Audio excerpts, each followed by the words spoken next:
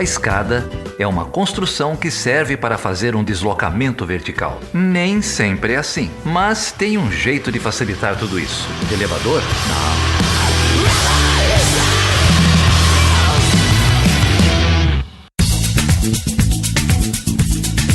Então, Débora, temos aqui hoje 2 pesquisadores do Rio de Janeiro, lá do IESP, da UERJ, que vieram conversar com a gente sobre a crise política no Peru.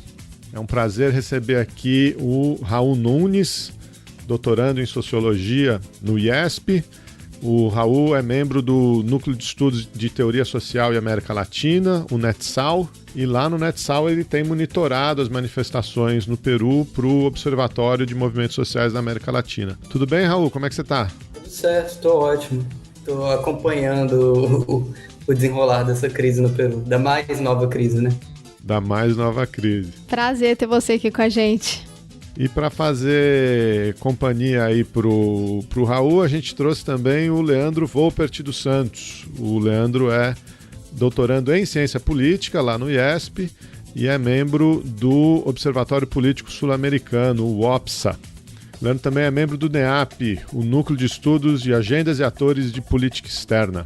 Tudo bem, Leandro? Como é que você tá, cara? Tudo bem, Geraldo. Boa noite. Boa noite, Débora. Boa noite, Nunes. Boa noite. Obrigada por você topar bater esse papo com a gente, Leandro. Prazer ter você aqui também. Obrigado, que esse é um prazer.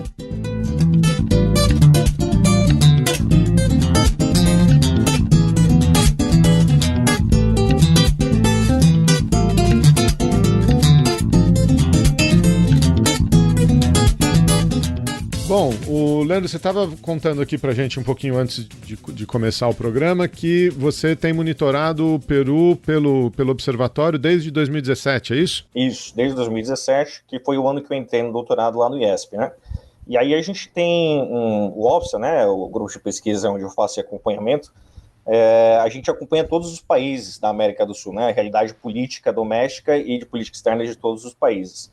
É um trabalho bastante interessante. Todo mês a gente faz uma espécie de clipping, né, dos principais acontecimentos nesses países. E aí, então, desde 2007 que eu acompanho, fiquei acompanhando o Peru até agora, meados de 2020, na verdade. Apesar disso, eu continuo acompanhando, estou agora atualmente escrevendo um capítulo sobre o processo decisório na política externa peruana.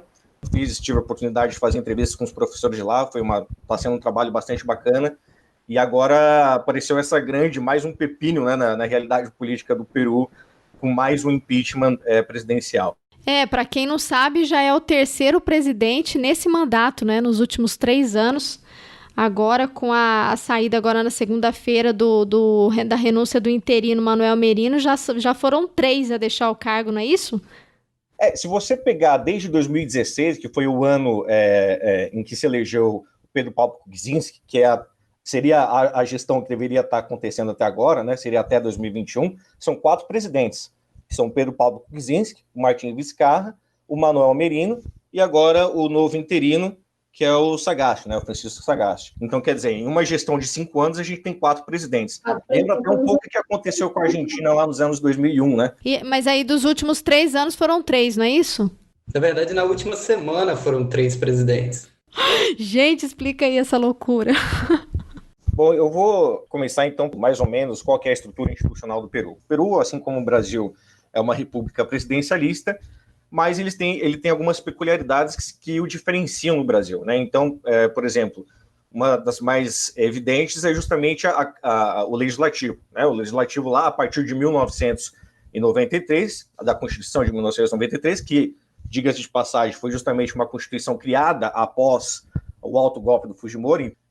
Nessa Constituição, o legislativo que anteriormente, até então, né, era dividido em 2 câmaras, né, o Senado e a Câmara dos Deputados, passou a ser unicameral, né, só a Câmara dos Deputados. E alguns analistas já apontam que isso é justamente um dos traços do fujimorismo, que aponta a centralização do poder, uma tentativa de centralizar o poder político na mão do executivo, porque aí você só tem uma Câmara, né, no legislativo, e aí você diminui o número de parlamentares. Então, essa é uma característica que permanece até hoje, muito embora Já houve um referendo em 2018 com uma proposta de mudar para bicameralismo, não passou, né, um referendo popular, a população não quis essa mudança, mas isso vem sido discutido novamente e está em processo de deliberação. Então, uma diferença é essa. Outra diferença muito curiosa é que o Peru tem um primeiro-ministro, né? É um presidencialismo, mas tem primeiro-ministro. E na América Latina, se não me engano, são 2 outros países que apresentam um sistema semelhante, né? Mas o que seria esse primeiro-ministro? Esse primeiro-ministro é o chefe dos conselhos dos ministros. Para a gente tentar entender um pouco melhor, é mais ou menos o que o ministro da Casa Civil faz aqui no Brasil, né? Ele que faz a articulação do executivo, do governo, com os membros do parlamento, e tenta mesmo coordenar a atividade dos demais ministros, né, do gabinete. Então, essa é uma característica bastante interessante do Peru também. Não tem reeleição lá, né? O governo, tanto o presidente, né, em primeiro lugar, ele governa por 5 anos, não pode se reeleger, e agora, com uma reforma que foi feita, os parlamentares também não podem se reelegerem logo em seguida, né, um segundo mandato seguido. Mas isso é uma reforma bastante recente. Então, acho que essas são 3 características importantes em termos institucionais para a gente pensar a realidade peruana. Só queria apontar 2 coisas que eu tenho visto como, eu não sei se o Leandro vai concordar, se ele vai acrescentar, mas que eu tenho visto como principais para essa crise, assim, ou 3 coisas talvez, né? Uma é a debilidade dos partidos políticos desde o período fujimorista dos anos 90. A segunda coisa seria essa própria força do fujimorismo, principalmente na eleição de 2016. E a terceira coisa eu apontaria como a Lava Jato, ou o caso Odebrecht, Peru, né, que se desdobrou no caso Lava Jato, e que tem tudo a ver com o do Brasil, né, tem a ver com o Odebrecht. Eu acho que esses são os 3, eu colocaria pelo menos como os 3 grandes fatores da crise no Peru. Já que você tocou, Raul, qual que é o resquício, né, o que essa crise traz de uma coisa do passado da ditadura do Fujimori? Qual que é a relação da crise atual com esses resquícios aí do período da ditadura? Que eu acho que também tem, eu acho que é meio que um elemento estrutural para pensar a crise, né? Como vocês apontaram, a coisa do modelo institucional, dos partidos. O que mais que vocês veem aí na relação do que está acontecendo agora com o passado? Sobre esse aspecto mais histórico, né, esse resgate histórico, eu acho que com certeza, viu, Débora? Para a gente entender a crise que está acontecendo hoje no Peru, a gente tem que fazer um grande retorno na história. Eu diria que a gente pode pensar de 2 formas, digamos assim. A gente pode pensar em causas estruturais para essa crise política e em causas conjunturais. Acho que as causas estruturais vão justamente nessa realidade política vivenciada no Peru desde da saída do regime militar e com esse processo de redemocratização que foi ensaiado no início da década de 90, mas que logo já foi interrompido com o alto golpe do Fujimori. E aí, nesse período, houve uma centralização política muito grande. Como o Raul já disse, os partidos políticos saíram muito enfraquecidos, a participação da sociedade civil foi bastante enfraquecida, a estrutura burocrática, né? Na literatura em ciência política, a gente fala em capacidades burocráticas, né? Capacidades estatais, foram bastante prejudicadas em função dessa intervenção muito grande do chefe do executivo. E aí ficou um período bastante grande, né? Ficou até 2000.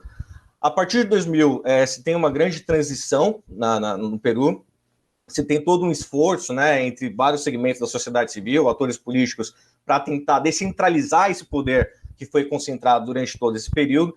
É como se fosse uma nova tentativa de democratização, né? Mas apesar de todo esse esforço, a verdade é que o Peru nunca conseguiu consolidar as instituições do regime democrático, né? Durante todos esses governos, a gente teve o Alan Garcia, antes disso o Alejandro Toledo, depois o Ollanta Humala, e o Pedro Pablo Kuczynski, enfim, até chegar agora. A verdade é que durante todo esse período, a democracia peruana sempre ficou reconhecida pela fragilidade das suas instituições, pela falta da legitimidade dos políticos e pela debilidade, inclusive, dos partidos políticos, né? Uma crise de representatividade política.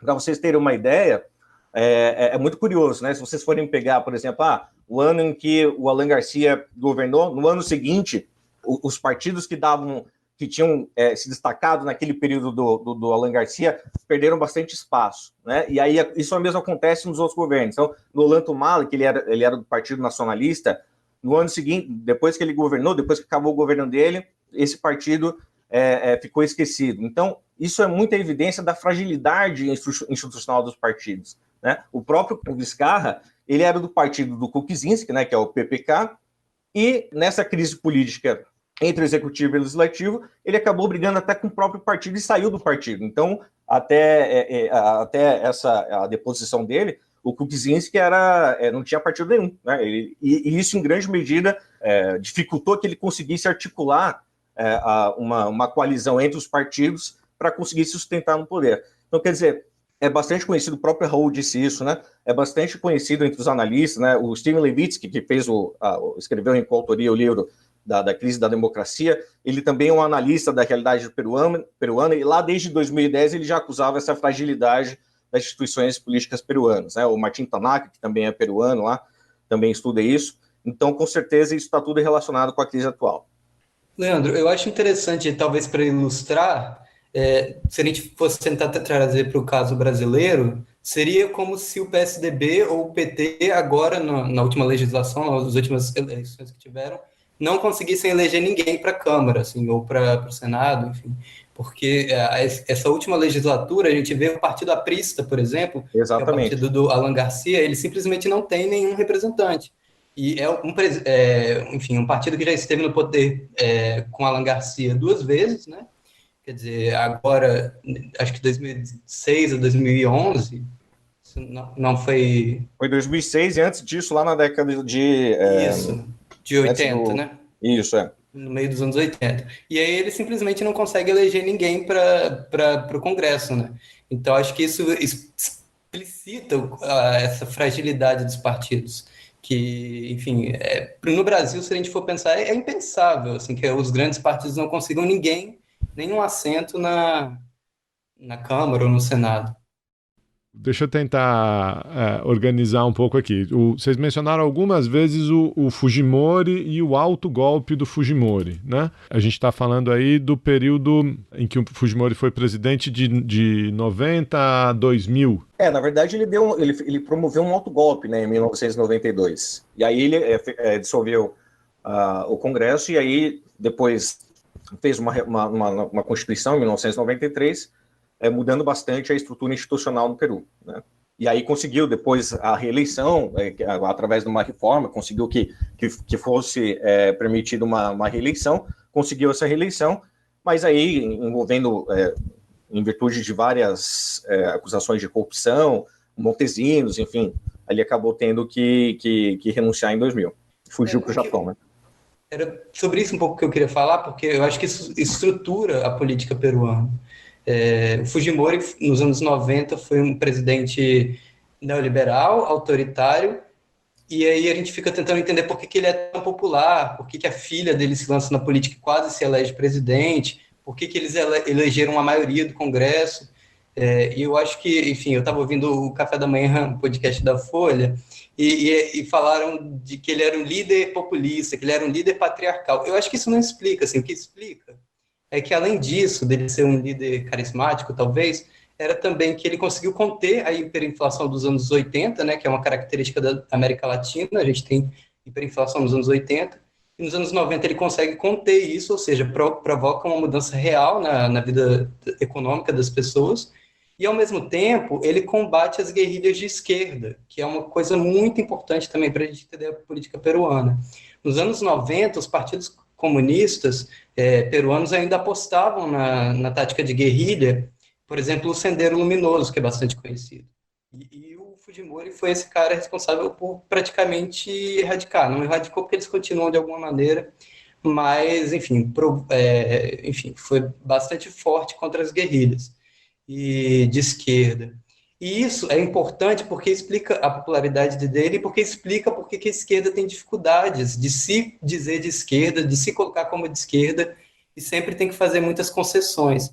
Hoje, sempre que alguém se coloca como de esquerda, abertamente, é chamado de terruco, que é terrorista. Então, acho que esse imaginário dos anos 90, ele continua muito forte. E é muito importante para entender o que está acontecendo daí em diante, dos anos 2000 em diante. Eu queria acrescentar também, muito rapidamente, uma outra questão muito curiosa e que reforça isso que o Raul disse, é que na Constituição de 1993, né, que foi justamente depois do autogolpe do Fujimori, uma das inovações dela foi justamente introduzir um capítulo que meio que solidifica, institucionaliza um modelo econômico neoliberal de desenvolvimento, né?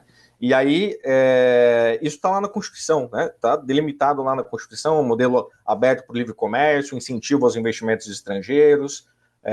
E aí eu acho que isso também explica esse predomínio desse pensamento de direita, né? Tanto em termos políticos, mas também, nesse caso em específico, em termos econômicos, né? A gente tem, lá em 2006, o Alan Garcia assume com uma proposta, por exemplo, de rever o acordo que o Peru tinha assinado durante o governo do Alejandro Toledo com os Estados Unidos. Mas durante o governo ele não faz nada e só ratifica esse acordo, né? O Ollanta Humala, a mesma coisa, em 2011, tinha um programa de partido totalmente de esquerda, né? Bastante semelhante, inclusive, com as diretrizes do PT. Até uma curiosidade, né? O PT mandou marqueteiros para o Peru para auxiliar a montar essa campanha política do Ollanta Humala. E lá ele dizia também que ia rever o acordo de livre comércio com os Estados Unidos, ia acabar com a política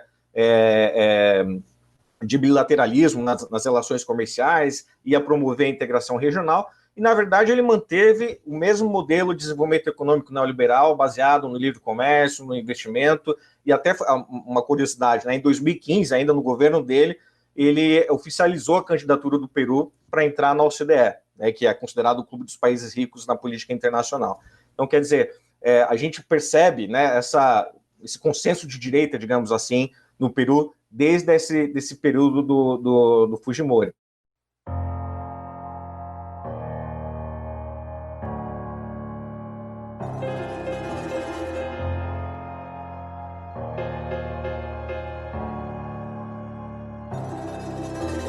No acepto ser esclava de ningún señor. No recuerdo haber firmado un acta de sumisión. Mírame, mírame bien, mírame, mírame bien. Tengo firmes los pies para correr. Mírame, mírame bien, mírame, mírame bien. Soy mucho más que piel.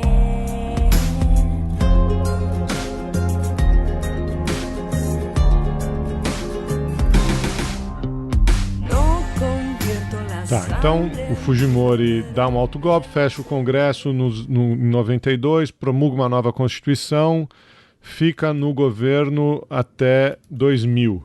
Aí a gente tem algumas transições, o Toledo volta ao Alan Garcia, que já tinha sido presidente lá nos anos 80. Eu acho que isso mostra um pouco isso que vocês estavam tentando falar, né? A fragilidade dos partidos, mas a força das personalidades, pelo jeito, né? E aí, então, esse período do Alan Garcia e do Ollanta Humala é o que você está chamando de onda rosa, Leandro? Isso. Eu diria que seria mais ou menos isso. O Alan Garcia, porque o Alan Garcia, o APRA, lá na década de 80, ele tinha uma postura bastante de esquerda, assim, né? Ele era contestador da dívida externa dos países latino-americanos com as potências desenvolvidas, com os organismos internacionais, em especial o FMI. Mas aí tem uma curiosidade. Em 2006, antes dele se eleger, ele disse que havia mudado, né, que havia aprendido com os erros dele. Então, quer dizer, em 2006 ele já sinaliza que ele vai ter uma postura mais moderada, justamente para conseguir o apoio do grupo de direita, dos grupos políticos de direita. Né? Mas mesmo, então, quer dizer, fica uma coisa meio mesclada, assim, uma plataforma de direita com um certo ranço de esquerda, e aí, na prática, acabou sendo, como eu disse, a continuidade do modelo de desenvolvimento econômico neoliberal.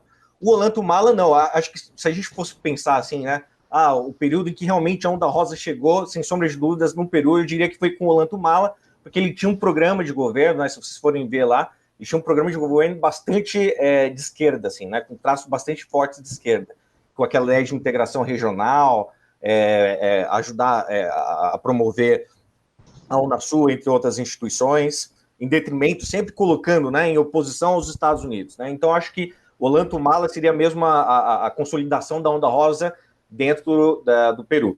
eu tava olhando aqui, né? Você publicou um artigo falando da política externa do Peru e da transformação regional de 2006 a 2018, e o subtítulo é Da Onda Rosa à Guinada Direita. Então, se o Garcia, mas principalmente o Humala, são a onda rosa, o que é a guinada de... Tudo bem, a guinada direita é o Kuczynski, mas o que explica essa volta à direita, né? Porque não é nem uma guinada, é uma volta, se você pensar que você saiu lá do Fujimori e tal. O que explica isso? Por que teve essa guinada? Primeiro, né, a crise de representatividade política crônica do Peru, que nunca foi resolvida. Então, os líderes políticos não conseguem sustentar no poder ao longo do tempo. E aí, naquele momento específico, em 2016, começaram a surgir questões latentes para a população peruana, sobretudo segurança pública. E aí a segurança pública, inclusive que é uma bandeira bastante forte do fujimorismo, acabou meio que caminhando o eleitorado para o campo da direita, e aí o Humala acabou perdendo bastante do seu... O Humala não podia se recandidatar, mas a esquerda, de modo geral, acabou perdendo bastante do seu apoio. Houve uma pequena desaceleração do crescimento econômico, não chegou a ser uma recessão, mas houve uma diminuição do crescimento, mas o principal problema ali no caso foi justamente a crise de representatividade política, escândalos de corrupção, problema de segurança pública e o que o Raul havia comentado. O Peru também, apesar dessas mudanças de governo, ele sofre de uma carência estrutural de políticas públicas, né? Não consegue implementar políticas públicas que atendam, sobretudo, os rincões do país, né? Ou seja, a população serrana, da selva, essa aí é a população que sofre mais. Mas isso acabou ficando também problemático mesmo dentro da cidade, sobretudo, como eu disse, na questão de segurança pública. Então, a junção desses problemas acabou enfraquecendo a onda rosa, digamos assim, no Peru, e acabou dando brecha para a pauta, para a agenda, né, da direita, que é justamente tem mais atenção nesses temas, né, da segurança pública, por exemplo, e da corrupção. Mas é já no governo do Humala que aparecem esses escândalos de corrupção ou os escândalos vão aparecer só no governo do Kuczynski? Eu tenho a impressão de que sempre houve escândalos de corrupção. O próprio Fujimori, enfim, ele é alvo de protestos, de denúncias de violação de direitos humanos, logo nos anos 2000, enfim, tem protestos que duram, os maiores protestos, inclusive, da política, da vida peruana, da vida política peruana, tinham sido nos anos 2000, antes desses de agora, mas ele cai porque surgem vídeos que mostram ele, enfim, praticando atos de corrupção, enfim, algo do tipo. E esses vídeos dão força ao Congresso de aplicarem a mesma coisa que eles aplicaram ao Kuczynski e ao Vizcarra agora, que é a moção de vacância, que a gente chama de impeachment, mas não é exatamente o impeachment, porque até é muito mais fácil de passar do que o impeachment. Então, assim, eu não sei se o Leandro concorda, mas acho que a corrupção, a denúncia da corrupção, perpassa todo o período da política peruana. Realmente, a corrupção é um traço marcante na história política do Peru e realmente já vinha desde o Fujimori. O próprio Humala também já sofreu várias acusações de corrupção. Mas, especificamente em relação à Lava Jato, né, em relação a Odebrecht, inclusive a influência da Odebrecht na política peruana, isso essas acusações já vieram aparecer só com Kuczynski, né? E aí é que, eu acabei esquecendo de falar anteriormente, mas aí é que entra o aspecto, as causas conjunturais, digamos assim, que é justamente esse escândalo de corrupção que ascendeu na realidade política peruana, vinculado às operações da Lava Jato, né? Que inclusive existe a Lava Jato peruana, foi criada a Lava Jato no Peru justamente para investigar esses casos. E aí começa com o Kuczynski. Justamente nesse momento aqui, antes da gente falar do Kuczynski para frente, o momento ali da eleição, né? Qual que foi, que eu acho que explica um pouco essa coisa de falar que teve uma guinada liberal, mas não um projeto populista de direita, né? Porque qual que foi o papel da filha do Fujimori nessa eleição, né? Da Keiko? Porque ela já representava o velho, né? Vamos dizer assim, né? A ditadura de direita populista. No que eles se diferenciavam ali? Ela representava o velho, mas ela praticamente não, mas ela quase foi eleita, né? Acho que foi menos de 1% em 2016 a diferença do Kuczynski para ela. Então, e ela tumultuou, não tumultuou? Essa era a minha pergunta. Qual que era o papel dela em termos de desestabilizar também o governo dele, né? Porque teve mais ou menos o que a gente viu com a Aécio aqui no Brasil, né? Com o Trump agora, esse questionamento aí da eleição. Isso aconteceu lá? Você tem uma diferença mínima de votos para presidente e, ao mesmo tempo, você tem o fujimorismo, né, no Partido Força Popular, conseguindo a maioria do Congresso, mais de 70 cadeiras em 130. Então, eles, desde o começo, eles minaram o governo do Kuczynski, que chegou até a fazer acenos ao próprio Fujimori, né, ao próprio fujimorismo, porque se a gente for pensar, inclusive uma das coisas que deixou o Kuczynski extremamente mal com a opinião pública e com a esquerda, né, enfim, foi o indulto ao Fujimori, que foi bastante polêmico, assim como a prisão dele, do Fujimori, por violação de direitos humanos era polêmica. O indulto do Kuczynski foi bastante mal visto, tentaram derrubar ele por isso, mas não andou muito, até porque a maioria do Congresso era fujimorista. Depois que vem os casos de corrupção e tudo mais. Mas o fujimorismo saiu das eleições de 2016 extremamente forte. Eu acho que a Keiki Fujimori é um ator protagonista em toda essa história, né? Só a título de curiosidade, em 2006 ela lançou a primeira candidatura dela em 2006 como deputada e ganhou como a mais votada, né? Em 2006, como a deputada mais votada. Aí em 2011 ela lança a candidatura para presidente, perde para o Humala, uma diferença baixa também. E em 2016 ela lança novamente a candidatura dela para presidente contra o Kuczynski, e aí ela perde com uma diferença mínima, menos de 1%. Né? E aí realmente, Débora, aconteceu algo semelhante que aconteceu aqui no Brasil, com Aécio Neves e a Dilma. Né? Ela perdeu com essa diferença mínima, questionou o resultado das eleições, e desde então começou a sistematicamente, ela e o fujimorismo e o partido dela, né, a Força Popular, começaram sistematicamente a sabotar o governo, né? Brecando várias políticas, fazendo questionamentos a ministros específicos, articulando moções de confiança contra os ministros do gabinete, enfim, sistematicamente adotando uma série de medidas para boicotar o governo. E aí, até que, justamente com essa janela de oportunidade que se criou com as investigações da Lava Jato, em 2016, começam a surgir indícios de que o Kuczynski tinha participado dessas manobras, né, desses atos ilícitos, quando ele ainda era funcionário no governo do Alejandro Toledo, ministro da Economia. E aí o partido fujimorista, né, o Partido Força Popular, tenta articular um impeachment contra o Kuczynski, que foi lá em dezembro de 2017.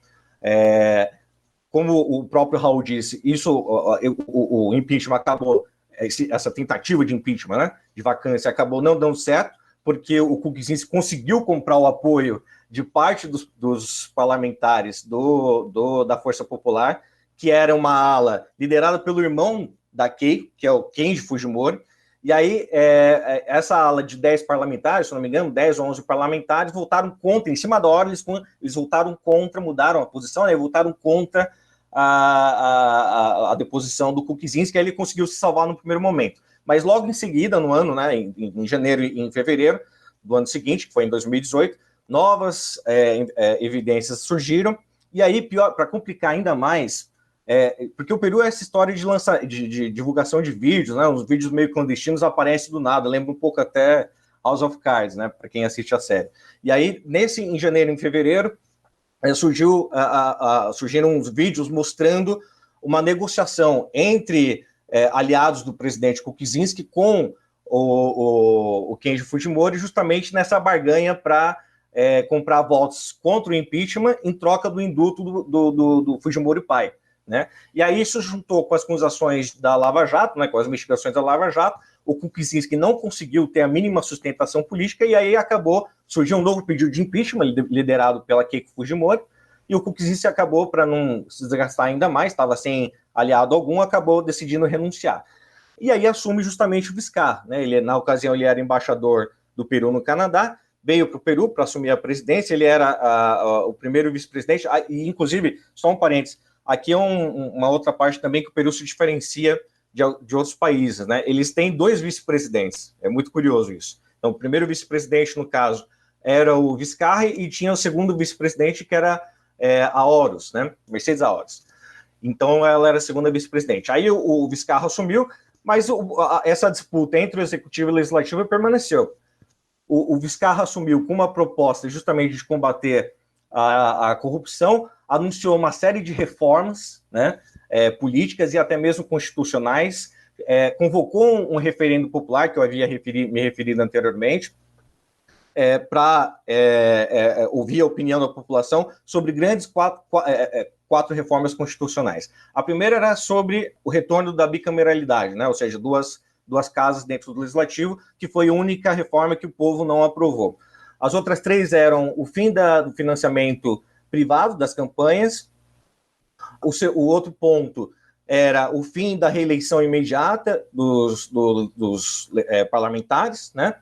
E o terceiro ponto era uma reforma na justiça, o magistrado de justiça, que é o responsável por eleger, por selecionar os juízes do Tribunal Constitucional, passou a se chamar de Junta Nacional de Justiça, e aí houve uma mudança nos critérios para a seleção, porque havia muitas acusações, né, indícios de que esse processo seletivo dos juízes era também corrupto. Então, essas três últimas reformas que eu falei, elas passaram pelo referendo popular, mas sempre com muita resistência do fujimorismo e da oposição liderada pela Keiko Fujimori. Diante dessa resistência, inclusive na implementação dessas reformas políticas, o Vizcarra, em 2019, propõe antecipar as eleições gerais, que iam acontecer em 2021, para 2020. E aí iam ser eleitos novos parlamentares, e ele, inclusive, ia perder o mandato dele. A ideia era que o novo presidente também fosse eleito. E aí isso atiçou ainda mais a oposição, né? A oposição ficou louca com isso, e o processo acabou sendo arquivado. No mesmo dia em que essa proposta de adiantamento, né, das eleições foi arquivado, o Vizcarra lançou um pedido de voto de confiança para o parlamento, para que o parlamento desse o aval para a mudança das regras no processo seletivo dos juízes do Tribunal Constitucional. E avisou em rede nacional que, se o parlamento não votasse essa reforma, isso ia ser encarado como uma negação tácita do voto de confiança. E aí tem outra peculiaridade na estrutura institucional do Peru. A segunda negação de um voto de confiança ao executivo por parte do parlamento permite constitucionalmente que o executivo dissolva o Congresso. E como o parlamento peruano, nessa briga constante com o executivo, já tinha negado anteriormente um voto de confiança ao Vizcarra, ao não votar essa proposta de reforma do processo seletivo dos juízes do Tribunal Constitucional, o Vizcarra diz o seguinte: olha, isso foi uma negação tácita do voto de confiança. Logo, eu tenho o direito de dissolver o Congresso. E foi isso que ele fez. Da noite para o dia, ele conseguiu o apoio das Forças Armadas, que fecharam junto com ele, não só das Forças Armadas, como das Forças Policiais. O Congresso, a princípio, negou a legitimidade desse processo. Aquela segunda vice-presidente que eu havia mencionado, né, a Mercedes Horus, chegou a assumir como presidente interina, porque eles retiraram o Vizcarra da presidência, mas como ela não tinha justamente o apoio das Forças Armadas, não tinha sustentação política, ela acabou renunciando e o Vizcarra acabou novamente assumindo a presidência, né? E aí convocou as novas eleições parlamentares que aconteceram em janeiro de 2020. Então, quer dizer, reparem que desde 2016 essa briga vem cada vez mais forte entre executivo e legislativo. Num primeiro momento, o Vizcarra consegue essa vitória em relação ao legislativo, consegue dissolver e permanecer no poder, mas o legislativo, sobretudo a oposição, né, os fujimoristas, sempre ficaram esperando a melhor oportunidade para dar o troco no Vizcarra, e essa oportunidade surgiu justamente agora, né, recentemente, no primeiro pedido de impeachment, em setembro, com acusações de corrupção envolvendo o governo Vizcarra com a contratação de um músico pelo Departamento da Cultura. Esse processo de impeachment também não foi para frente, mas aí apareceram novas, de novo, né, aquelas coisas, né, as divulgações, os vídeos, as investigações de pessoas que ainda não tinham sido aprovadas na delação premiada, que mostravam que, supostamente, o Vizcarra teria recebido propina para favorecer contratações de empresas de construção. E aí, nessa segunda oportunidade, o fujimorismo, dessa vez mais enfraquecido, porque houve uma mudança, uma mudança na correlação de força nas eleições legislativas de 2020, mas mesmo assim o fujimorismo apoiou esse movimento, que também contou com outras forças políticas, como a Ação Popular, Aliança para o Progresso, que eram 2 partidos que tinham mais cadeiras no parlamento, e aí essa grande coalizão de direita, digamos assim, conseguiu o objetivo de derrubar, dessa vez, o Kuczynski, o Vizcarra. Mas aí uma curiosidade, só para não me prolongar muito aqui, é que nesse segundo pedido de impeachment, claro que ele foi liderado pelos partidos de direita, digamos, centro-direita, mas também dessa última vez contou com o apoio do Frente Amplio, que é um partido de esquerda, o único partido de esquerda hoje no Congresso peruano, que também apoiou esse impeachment, né? Não todos os parlamentares, mas acho que, se não me engano, de 8 parlamentares, 6 apoiaram esse pedido de impeachment, e aí foi uma quantidade de votos bastante expressivo, né? De 100 votos a favor do impeachment do Vizcarra. Então, quer dizer, no meu ponto de vista, é uma disputa sobretudo uma disputa entre executivo e legislativo, liderado por forças de direita, mas que também tem, não sei se a ambição ou ingenuidade, não sei qual que seria o termo aí utilizado, mas também tem presença de outros parlamentares, não necessariamente de direita, que endossaram esse movimento, essa articulação. O Chutando a Escada conta com apoio financeiro dos seus ouvintes. Para saber mais, acesse chutandoaescada.com.br/apoio.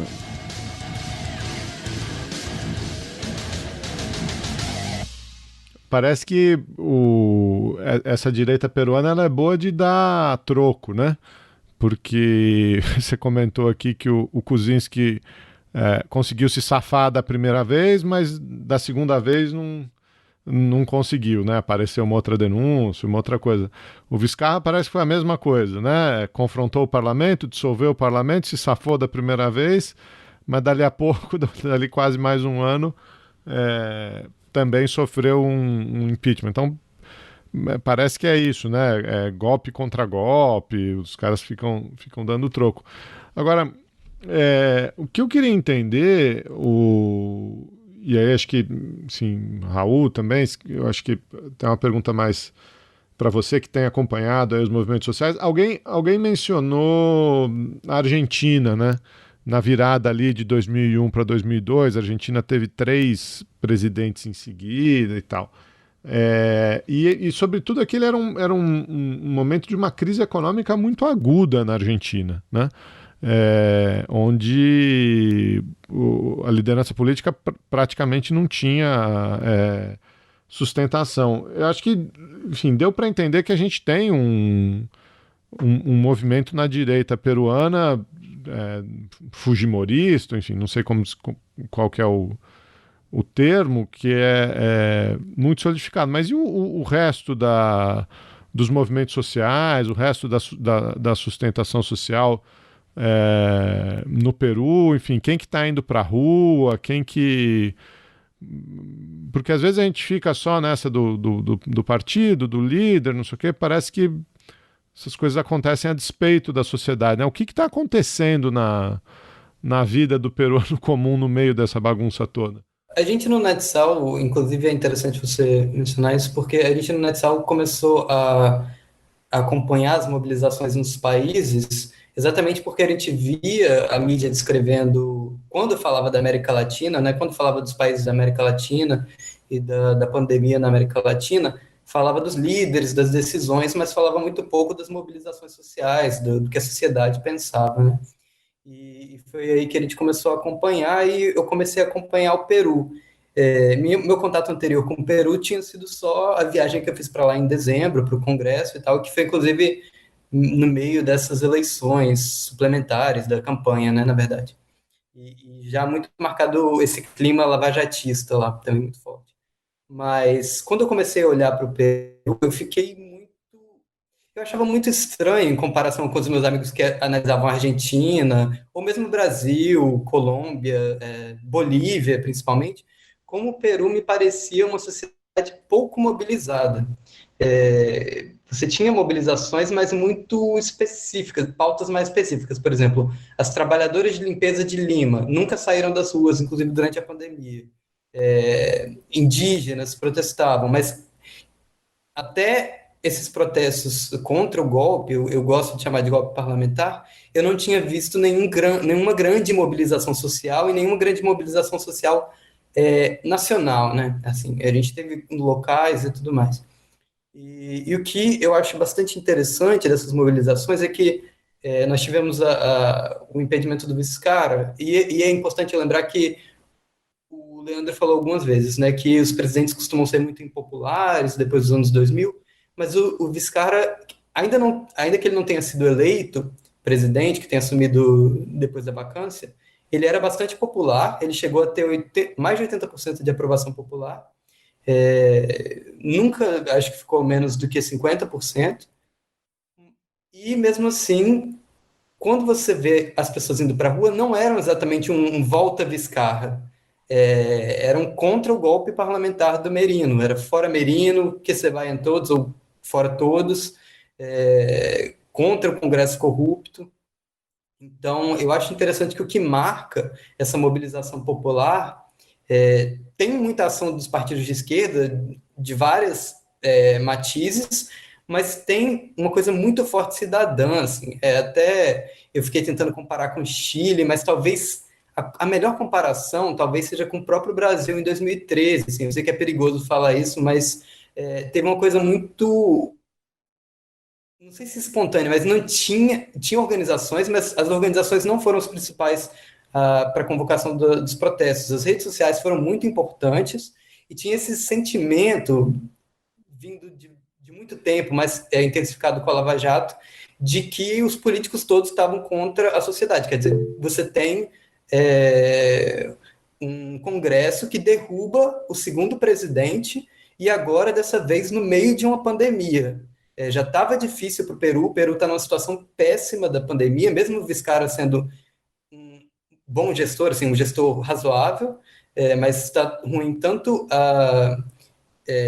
na questão de saúde quanto na questão econômica, e o Congresso simplesmente destitui o presidente, põe um presidente no lugar que é completamente oportunista, tem interesses muito particularistas, então tinha esse sentimento muito generalizado na sociedade de indignação. Você vê, por exemplo, parte da seleção peruana se posicionando a favor dos protestos. Saiu uma pesquisa do Ipsos, da Ipsos hoje, eu acho, falando exatamente isso. Assim, mais de 50% dos jovens entrevistados disseram ter ido às manifestações. Então tem um caráter muito jovem e muito indignado com o que eles estavam vendo, que era basicamente um congresso brigando com o presidente, não querendo que ele fizesse o que ele queria, enfim, não querendo que ele governasse, né, na verdade. Então é mais ou menos essa a cara dos protestos. É até difícil, eu vi algumas pessoas tentando falar, é porque o Peru é neoliberal. Pode ter isso no fundo, pode ter a questão de uma sociedade muito informal, muito pobre também, muito desigual, mas a reação mais imediata tinha a ver com essa inconformidade política, assim. Tanto que a esquerda não conseguiu mobilizar tanto suas próprias pautas, por exemplo, contra o neoliberalismo. Eu acho que uma grande pauta que unifica a esquerda, por exemplo, o Ollanta, o Mala falou isso, a Verônica Mendonça, que é uma líder do Movimento Novo Peru, falou isso, o Marco Arana, que, enfim, a Verônica Mendonça é mais propriamente de esquerda, o Ollanta eu acho que é mais centro-esquerda, o Marco Arana, que é o do partido Frente Amplo, que tem representação no Congresso, estava falando isso, que é essa pauta de uma nova Constituição, né? O Leandro falou com a Constituição do Fujimori, ela fragiliza muito a política, a própria construção partidária, mas também atrela muito a economia ao neoliberalismo. Então a esquerda quer derrubar essa Constituição.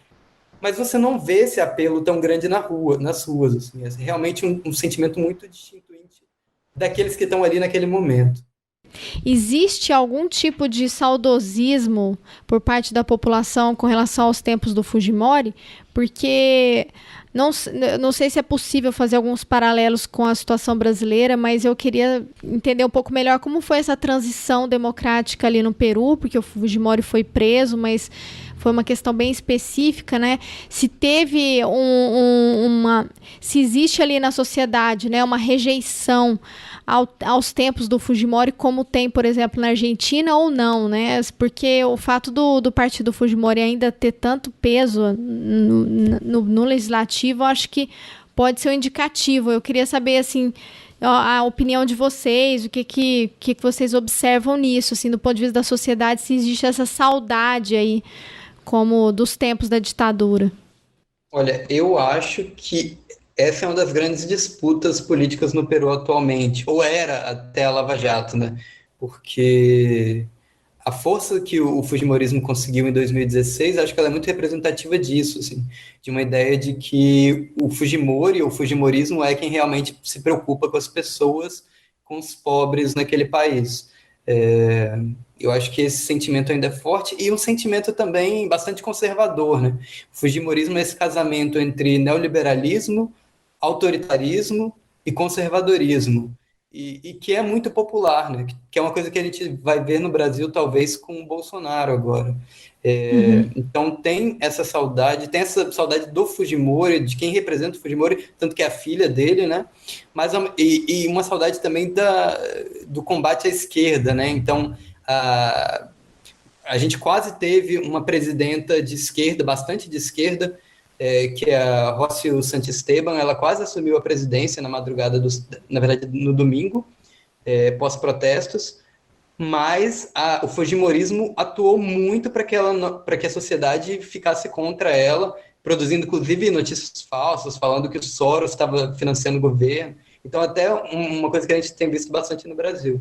Então, todo o imaginário e o Fujimorismo enquanto um apelo popular, enquanto enfim, uma figura mesmo, algo que representa o povo, é muito forte ainda, mas sofreu um baque muito grande ao mesmo tempo com a Lava Jato, né? Que a Keiko, por exemplo, ela foi presa 2 vezes, ela está bastante implicada na Lava Jato. Eu estava lá no Peru em dezembro, você via os jornais estampavam, né, nas bancas, e também jornais televisivos toda hora falando da Keiko como uma corrupta. Então, não por menos, em 2016, o Fujimorismo conseguiu uma bancada de mais de 70 congressistas, mais da metade do Congresso, e em 2020, na verdade, né, nas eleições suplementares, eles caíram para 15 parlamentares, longe de ser a maior bancada. Então, é uma coisa que está bastante em disputa ainda. Eu acho que é isso mesmo. O Fujimorismo é uma força política constante na realidade peruana. Daí a ideia mesmo de Fujimorismo, né, como uma ideologia que permanece ao longo dos tempos. Mas tem um porém nessa história, que é o seguinte: ao mesmo tempo que o Fujimorismo tem essa capacidade, né, de resiliência, por outro lado, ele também gera muita reprovação, né? Então, por exemplo, essa reprovação, né, foi o que impediu que a Keiko Fujimori fosse eleita tanto em 2011 como em 2016. Então é aquela coisa, ame ou deixo, né? É um pouco parecido com o bolsonarismo aqui no Brasil, se a gente for parar para pensar, né? Porque o nível de rejeição ao Bolsonaro também é muito alto. Então, ou em relação ao PT. Então tem esse lado também que acaba impedindo que o Fujimorismo retorne ao poder. E aí o Raul estava dizendo, né, sobre a resistência da Keiko, a primeira candidata, né, digamos assim, entre aspas, a assumir a presidência com essa história toda. E uma curiosidade é que ela também, o partido dela, o Força Popular, foi o único partido que votou contra a eleição do Sagasti dentro do plenário do parlamento, né? Então, quer dizer, a impressão que a gente tem é que o Fujimorismo, né, representado pela Força Popular, vai continuar sendo um obstáculo para quem quer que assuma o governo, né? Eles sempre estão ali articulando, participando dos conchavos, e acho que é um grande fator desestabilizador, porque eles têm, ainda que agora, o Raul pontuou muito bem, né, ainda que com as eleições de 2020 eles tenham perdido um pouco da força, mas ainda se mantém entre os principais partidos, né? Porque, por exemplo, o Ação Popular tem 22 parlamentares, o Aliança para o Progresso tem 21, e o Força Popular tem 15, é a terceira ou quarta bancada dentro do parlamento, é um parlamento fragmentado.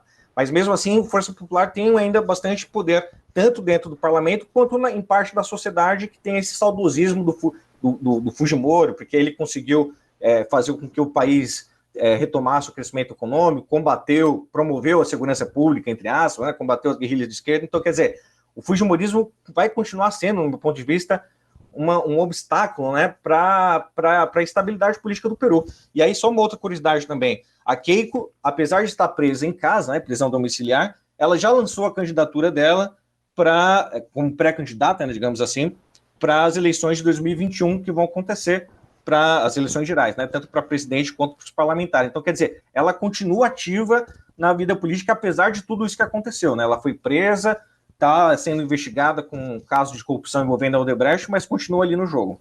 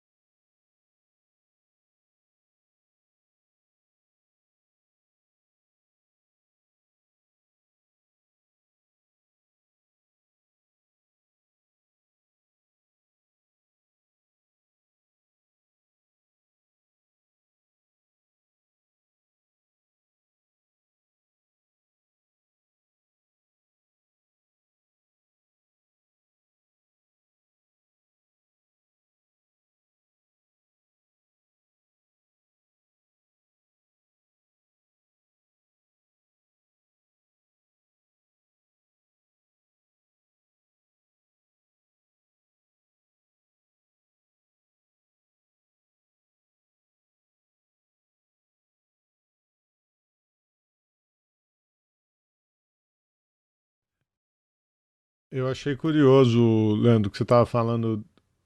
Você, o Leandro e o Raul também, né?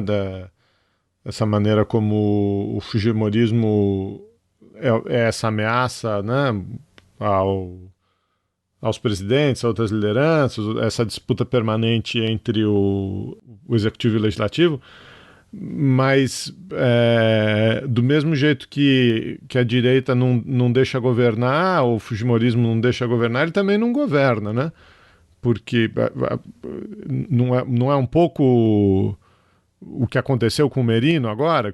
Tudo bem, o cara deu um golpe, um golpe parlamentar, acho que foi o termo que o Raul usou, mas também não consegue se sustentar, né? É exatamente isso, né? É um parlamento muito fragmentado, ele não consegue criar uma coalizão entre as forças políticas ali para sustentar no poder, né? E aí, com as manifestações populares, os partidos que antes haviam, em sua grande maioria, centro-direita, né, que haviam sustentado esse movimento do presidente interino, né, do Merino, eles acabaram recuando. Então, momentos antes, 13 dos 18 ministros do gabinete renunciaram, para você ter uma ideia, né? O próprio presidente do partido do Merino pediu para ele sair, né?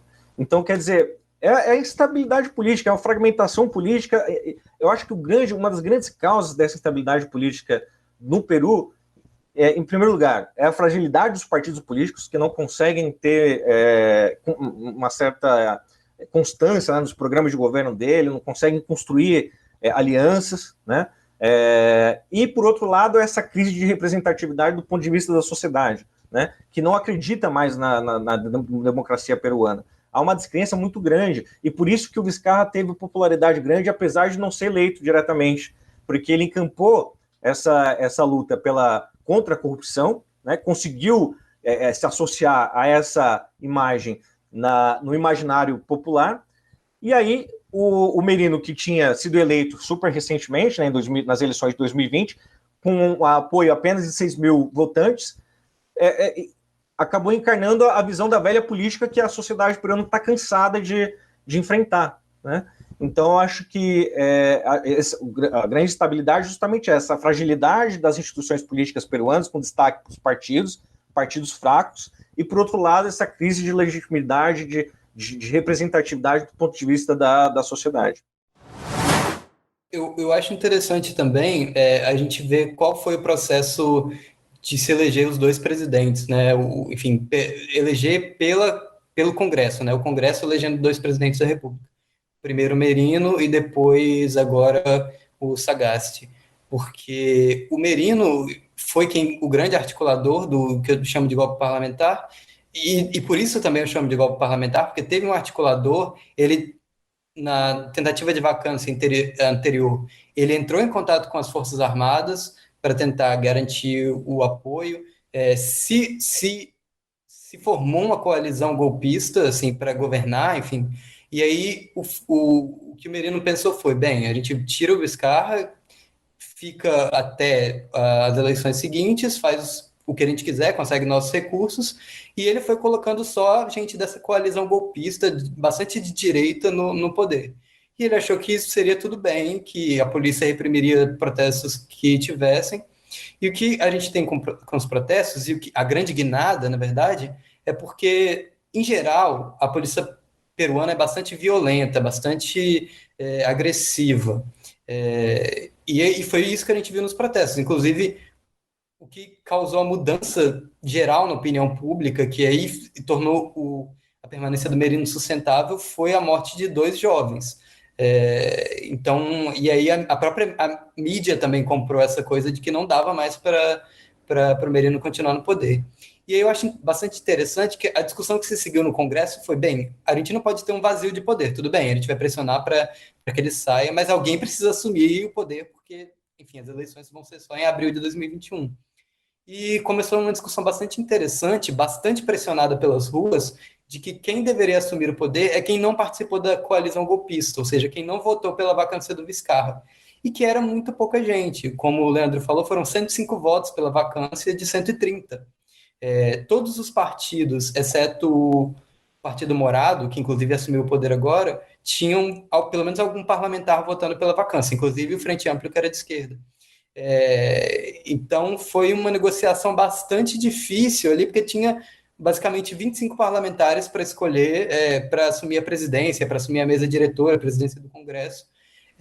Então eu acho interessante como esses protestos populares conseguiram influir não só na queda do Merino, mas na escolha de quem ia assumir a presidência. Por exemplo, quando eu falei que uma militante de esquerda, que é a Rócio Santisteban, que ela quase chegou ao poder, tinha a ver com isso, assim, um certo consenso de que ela representava a juventude, pautas populares, não tinha votado pelo golpe, pela vacância, mas aí começou essa pressão muito grande do fujimorismo, de que ela era muito de esquerda e tudo mais, e quem acaba encabeçando meio que esse meio campo de que não votou pela vacância e não era direito golpista, não era da coalizão golpista, foi o Sagasti, que é um empresário, professor, ele trabalhou no Banco Mundial, se eu não me engano, que é um liberal, assim, a imprensa gosta muito de chamar ele de centro, mas eu acho importante chamar ele de liberal, inclusive no sentido dos costumes. O Partido Morado é um partido bastante liberal, o que o Livres tentou ser no Brasil, o que o FHC tenta ser hoje no Brasil, talvez.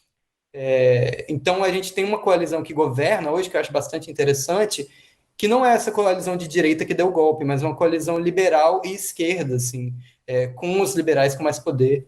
E a gente vai estar vendo agora qual é o gabinete que o Sagasti vai montar. Inclusive sobre isso, sobre o Partido Morado, e aí, né, respondendo a pergunta que o Geraldo tinha feito, é um partido minoritário, né, no parlamento, então acho que, quer dizer, vai continuar enfrentando esse problema, né, de construir uma governabilidade, porque sendo minoritário, ele vai ter que fazer coalizão com várias forças políticas ao mesmo tempo, né, então eu acho que ele já anunciou, né, que vai tentar montar, inclusive está acontecendo agora lá no Peru, ou deve ter acabado de terminar, o lançamento desse gabinete. Ele prometeu que ia fazer um gabinete bastante plural, representativo de várias forças políticas, mencionou inclusive a questão de gênero, que vai ter esse cuidado com a inclusão das mulheres nesse gabinete, mas quer dizer, a perspectiva continua sendo uma instabilidade política crônica, né? Sobretudo porque é um partido minoritário, né? O Morado é um partido minoritário. Então a gente tem que ficar atento aí para os próximos dias até as eleições de abril. As eleições vão acontecer em abril de 2021, mas o governo vai até julho de 2021, né? A substituição vai acontecer alguns meses depois. Só um comentário aí sobre a representação. Pelo que eu li aqui nos relatórios de participação política das mulheres, o Peru ainda está melhor que o Brasil, né? Que o percentual das mulheres na política lá é uma média de 29%. A gente está bem abaixo. Mas ainda assim, ruim, né? Mas é aquilo que a gente estava comentando no começo, né? Sobre a situação de gênero lá, em termos de participação política, ainda é um pouco melhor. Mas eu queria, não sei se a gente já pode partir para uma pergunta que envolve a questão da política externa, mas eu queria saber como fica a condução da política externa do Peru nesse contexto de crise política, né? E também de tensionamento, né? Historicamente. Por exemplo, a posição do Peru com relação à Venezuela. Vocês mencionaram que no momento da Onda Rosa teve um esforço maior de distanciamento dos Estados Unidos, aproximação dos projetos de integração na América Latina. Se vocês puderem falar um pouquinho sobre isso também. Eu vou falar rapidíssimo, porque não é minha área, mas uma coisa que eu acho importante ressaltar é que o Sagasti deu bastante centralidade à questão das mudanças climáticas e de reconhecer que é importante, que essa é uma pauta importante e de que o Peru vai se preocupar com isso. E eu acho uma coisa importante porque o Congresso do Peru, eu não lembro se ele rejeitou, se ele não votou o Acordo de Escazú, que é um acordo ambiental, digamos assim, da região, que visa fazer com que as questões ambientais tenham mais participação popular, sejam mais transparentes e tudo mais. E aí o Congresso do Peru votou contra, então o Sagasti vem e fala que a pauta ambiental vai ser uma pauta importante, o governo vai prezar pela ciência. Eu acho um ponto interessante da gente observar. Olha, eu acho que não vai ter muita mudança não, porque eu acho que esse governo é um governo mais de transição, né? Eu acho que a preocupação está totalmente para o âmbito doméstico, né? Ou seja, o objetivo é conseguir a mínima estabilidade necessária para conseguir fazer a transição para o próximo governo no ano que vem. Então, nesse sentido, eu acho que vai prevalecer a inércia na política externa, né? Ou seja, a continuidade do que já vinha sendo tocado. Então, como eu disse para vocês, na Constituição do Peru, em 1993, está lavrado lá um modelo de desenvolvimento econômico neoliberal, e ele vai continuar com o Sagasti, né? Então, um exemplo disso é que o Sagasti já confirmou a presença dele na cúpula da PEC, da PEC que vai acontecer, se não me engano, no ano que vem, que é justamente uma das organizações econômicas principais em que o Peru faz parte, que é justamente a ideia de promover o livre comércio na zona do Pacífico, né? Então, eu acho que em política externa vai ser mais essa continuidade de algumas iniciativas que já sendo tomadas antes, com alguma mudança, de repente, aí na questão ambiental, mas eu acho que vai ser difícil. Eu acho que a ideia vai ser justamente tentar focar a atenção e os esforços para o âmbito doméstico. Eu achei curioso o Raul falando das coisas que o Sagasti já ressaltou, disse e tal, nos últimos 3 dias, né, Raul? Exatamente. Porque eu acho que foi uma tentativa, ao mesmo tempo de fazer todas essas concessões que o Leandro falou para tentar governar, né, para não gerar mais instabilidade política, mas ao mesmo tempo de dar um recado ao Congresso de que o que as ruas estão querendo, que o povo peruano está querendo, não que se atenda só a interesses particularistas enfim, esse projeto que o Merino meio que representava de uma direita não só neoliberal, mas conservadora, né?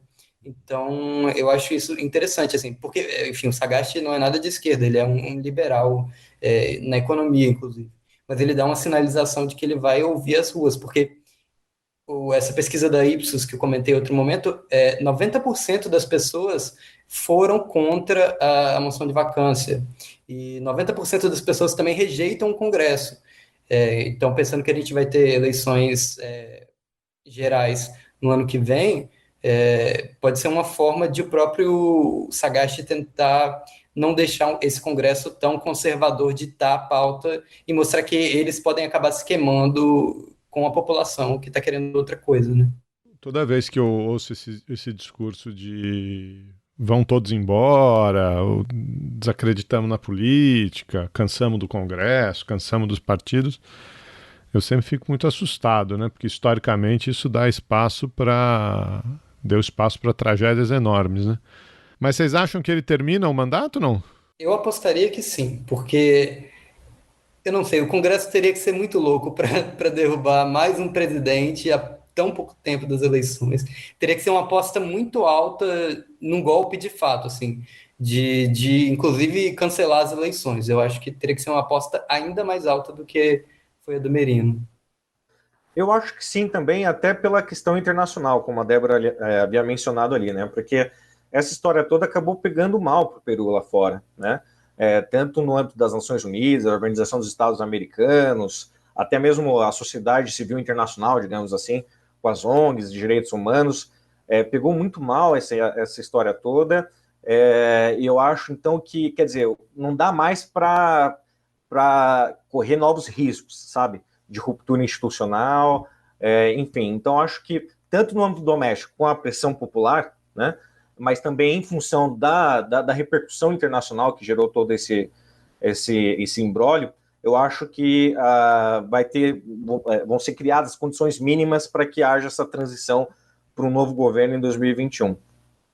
Leandro, eu acho que para evidenciar isso que você está dizendo, é só lembrar que nenhum país, nenhum organismo, nenhuma organização internacional reconheceu o governo do Merino.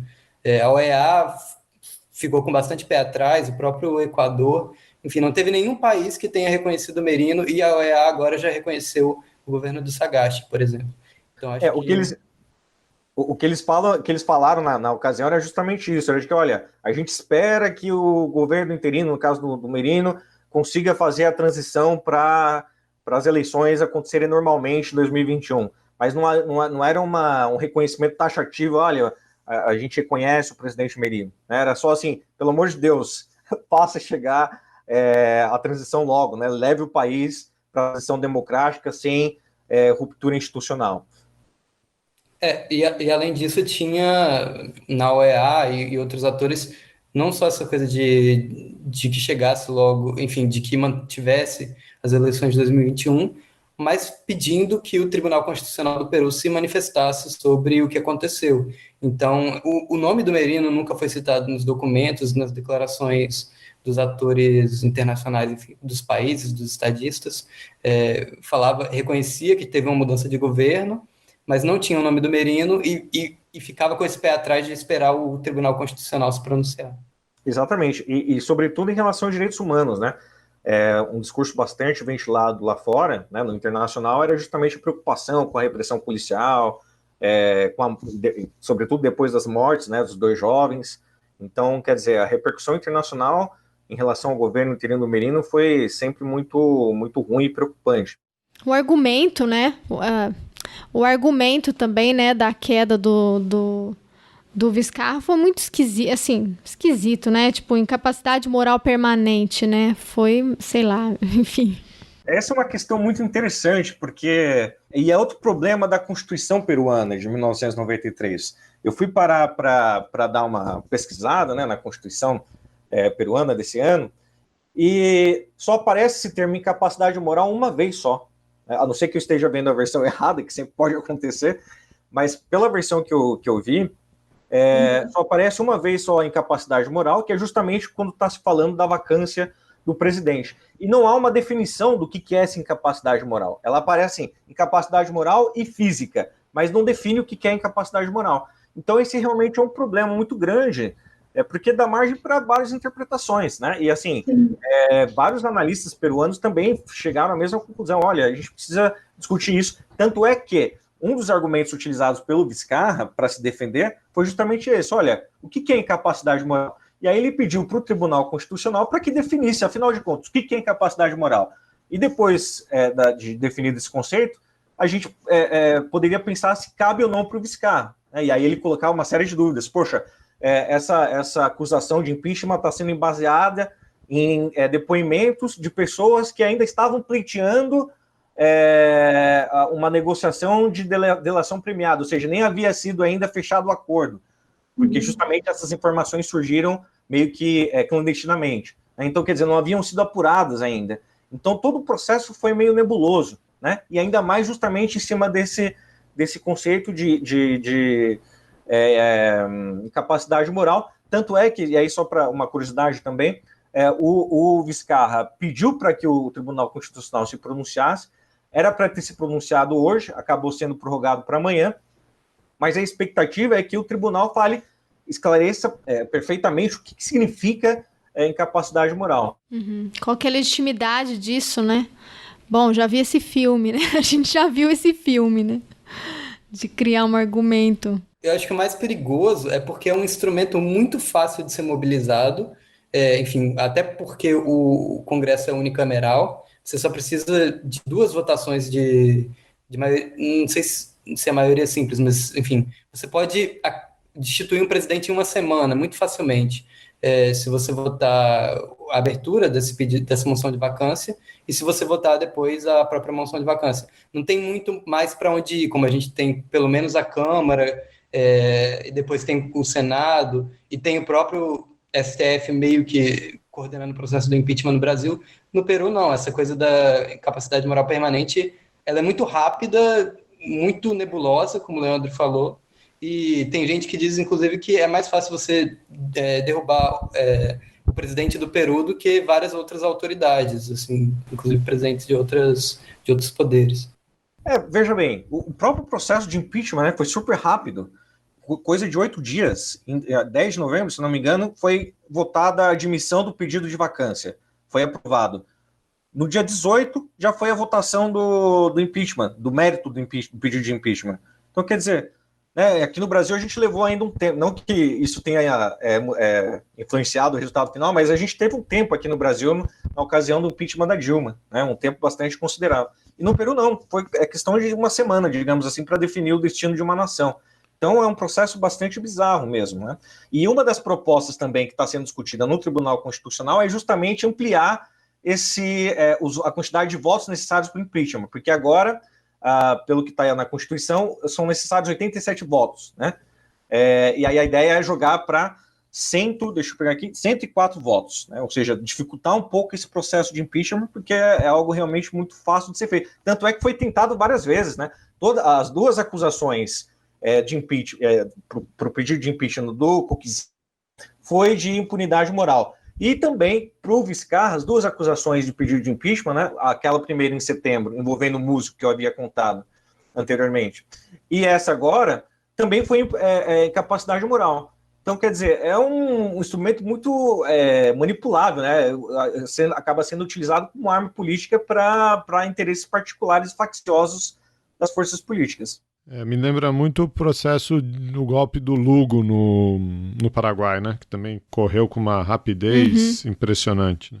Foi super rápido, acho que foram 2 dias, se não me engano, uma coisa assim, foi bizarro. Não, mas eu acho que o mais grave, né? Tudo isso acontecendo no meio de uma pandemia. Eu estive lendo aqui dos levantamentos da John Hopkins, falando que o Peru é um dos países que tem as mais altas taxas de letalidade, né? Do Covid.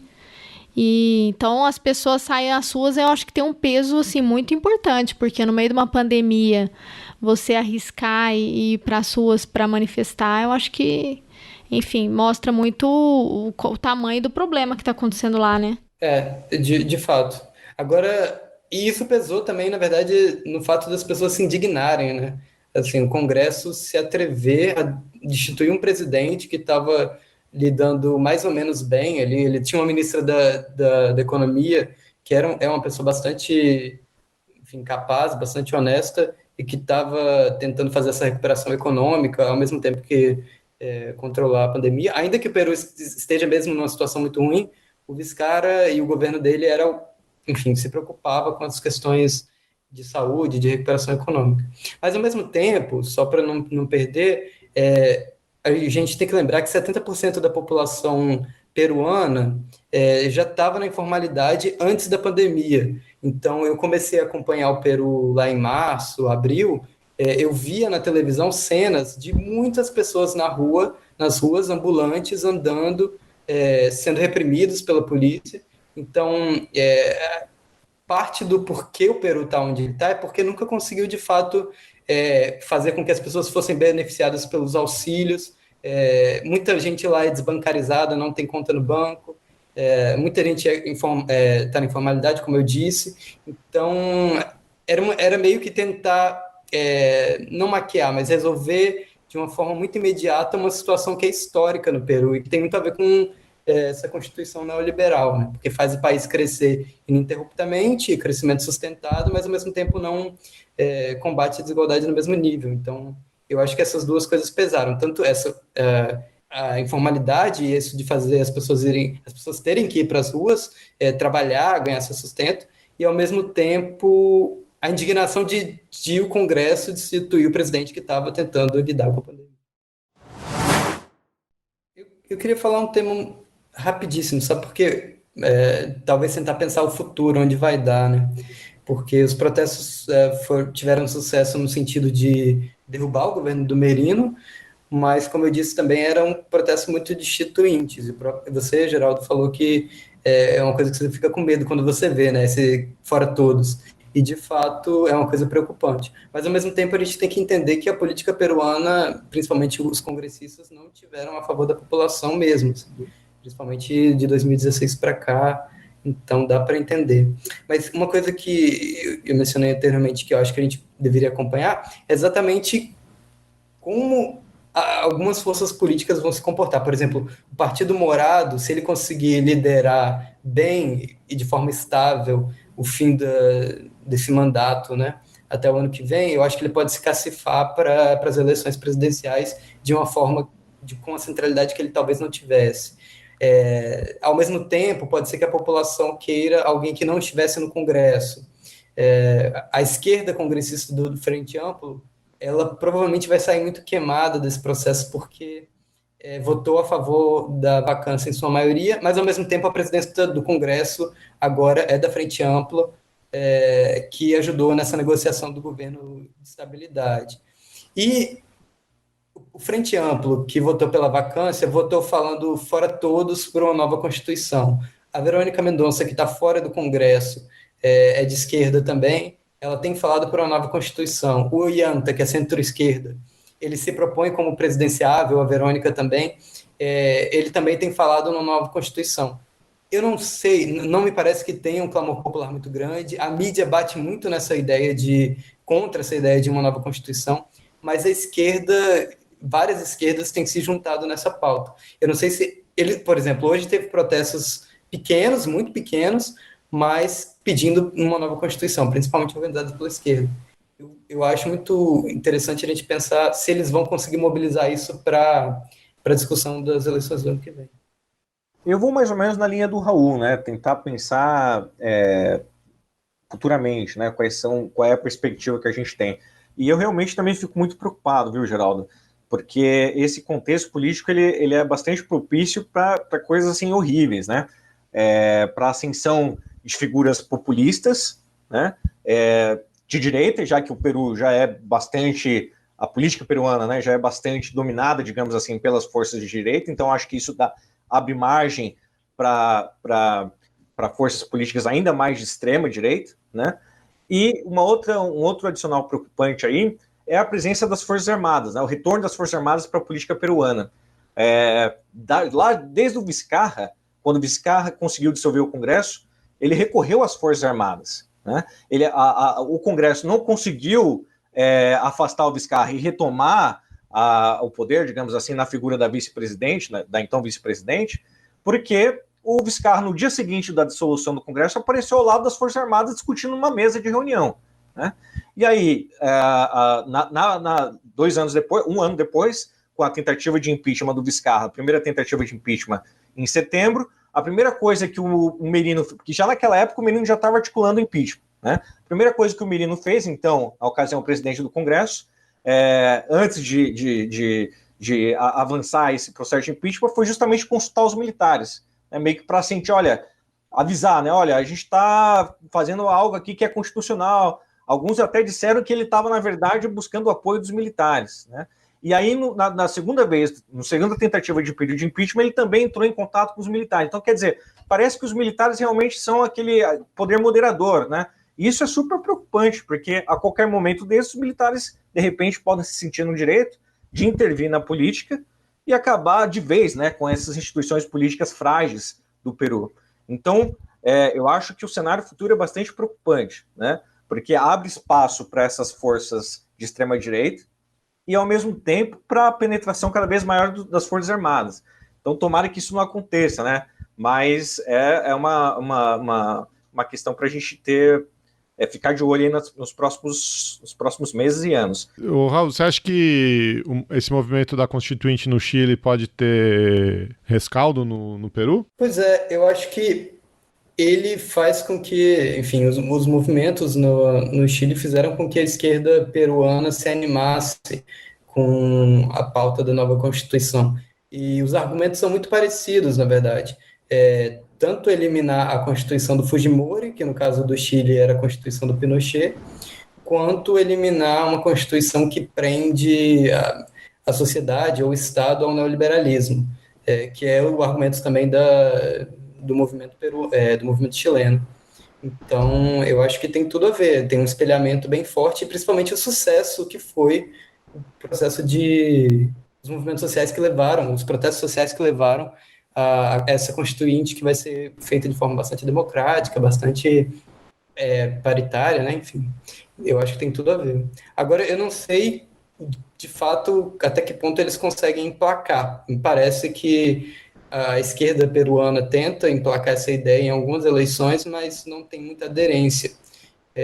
Agora, o que pode acontecer é exatamente esses protestos de indignação total, de fora todos serem não capturados, mas direcionarem para isso.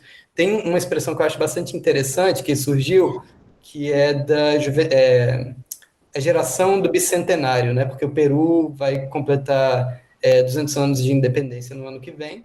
Então, esses manifestantes que foram para a rua, como eu disse, mais da metade dos jovens foram para a rua, eles estão se denominando geração do bicentenário, estão sendo denominados pela mídia, enfim, pela opinião pública. Pode ser que essa geração do bicentenário force alguma coisa nesse sentido, mas o establishment peruano tem uma resistência fortíssima a uma nova Constituinte, principalmente porque muitas mudanças têm sido feitas dentro do marco constitucional. Por exemplo, eu vou citar uma coisa que eu acho importante, que não pode deixar de falar para falar do Peru, que o Ollanta Humala, apesar de não ter sido exatamente essa esquerda que ele prometeu, ele criou a SUNEDU, que é um organismo que fiscaliza as universidades privadas, enfim, fiscaliza o ensino superior no Peru. E isso foi, de alguma forma, anti-neoliberal, né? Se a gente pensar no neoliberalismo como o desregulamentação. E é uma coisa, inclusive, que eles tentaram mexer agora quando o Merino assumiu, porque parte do Congresso é exatamente dessa elite do ensino privado no Peru. Então, tem muita gente que argumenta que, pelas vias, sem precisar de uma constituinte, daria para você mitigar o neoliberalismo no Peru. Então, é um debate muito difícil, eu não sei se a esquerda peruana consegue encampar, mas, ao mesmo tempo, muitos setores da esquerda peruana têm comprado esse discurso. Agora, com certeza, o fujimorismo vai ser muito contra, porque é a própria Constituição do Fujimori, eles não vão querer que ela seja eliminada, e outros atores políticos importantes podem achar que isso é uma forma de destabilizar a própria política, que já é instável, na verdade, né? Vai destabilizar mais ainda. Então, acho um debate muito difícil. Estavam tentando emplacar agora com o Sagasti assumindo a presidência, a pauta de que se colocasse mais uma urna em abril de 2021, porque teremos as eleições gerais. A esquerda peruana queria que se colocasse uma urna também para um plebiscito sobre uma nova constituinte, mas isso provavelmente não vai passar. Inclusive, parte do acordo que levou essa coalizão liberal de esquerda ao poder agora, depois da queda do Merino, passava por não fazer uma nova constituinte. Então, é uma disputa que eu acho que é muito difícil, teria que ter uma pressão de fato das ruas de novo. curioso isso que você falou, né? Gente do governo com interesse em instituição de ensino privado, cara, nunca vi isso em país nenhum. Imagina, né? Imagina. Exatamente. E foi muito feio o que o governo liderado pelo Merino fez, porque eles queriam votar, inclusive, o fim da Sunedu, ou seja, a desregulamentação total de novo, ou pelo menos parcial, do ensino privado. Em 5 dias, né? Exatamente, o mais rápido que pudesse para passar a boiada, né? Ai. Olha, super obrigado. Assim, eu aprendi um monte. Acho que só fala aí da qualidade da pesquisa, do acompanhamento de vocês. Tópico que muita gente na imprensa aí patinando. E acho que nossos ouvintes vão ficar tão agradecidos quanto a gente. Obrigado. Obrigada, gente. Foi bom demais. E é uma aula que eu espero que isso inspire também ouvintes aí que queiram continuar, né, pesquisando o tema da América Latina, né? A gente conhece tão pouco, né, da nossa região. Só tem a agradecer. Você acabou de ouvir mais um episódio do Chutando a Escada. Para apoiar, acesse chutandoaescada.com.br/apoio.